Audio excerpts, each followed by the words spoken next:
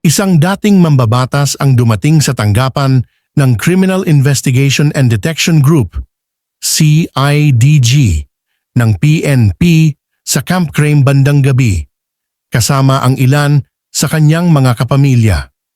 Sa mga larawang lumabas sa social media, makikitang kasama niya ang kanyang asawa na kasalukuyang kongresista, pati na rin ang kanilang mga anak na may hawak ding posisyon sa gobyerno.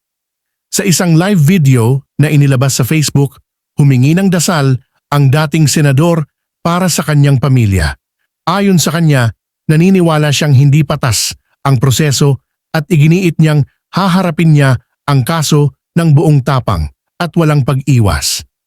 Samantala, opisyal nang inilabas ng Ombudsman at ng Sandigan Bayan ang mga kasong may kinalaman sa graft at maling paggamit ng pondo ng gobyerno laban sa dating senador at ilang dating opisyal ng DPWH sa Bulacan. Kaugnay ito ng isang flood control project na pinondohan ng mahigit 70 milyong piso. Ngunit ayon sa mga investigador, wala umanong aktwal na proyektong naipatupad sa lugar. Matapos ang raffle ng mga kaso, napunta ang mga ito sa magkakaibang dibisyon ng Sandigan Bayan. Hindi nagtagal, naglabas ang korte ng warrant of arrest at hold departure order laban sa mga sangkot sa naturang issue.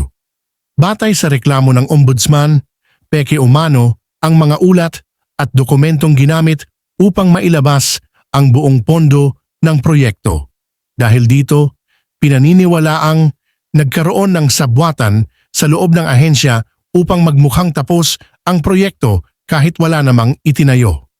Lumabas din sa testimonya ng isang dating mataas na opisyal ng DPWH na may umano'y porsyentong hinihingi bilang kapalit ng pag-apruba sa mga proyekto at kabilang umano ang dating senador sa mga tinukoy sa naturang aligasyon. Gayunman, mariing itinanggi ng dating mambabatas ang lahat ng paratang at sinabi niyang ito ay bahagi lamang ng paninira at pamumulitika laban sa kanya.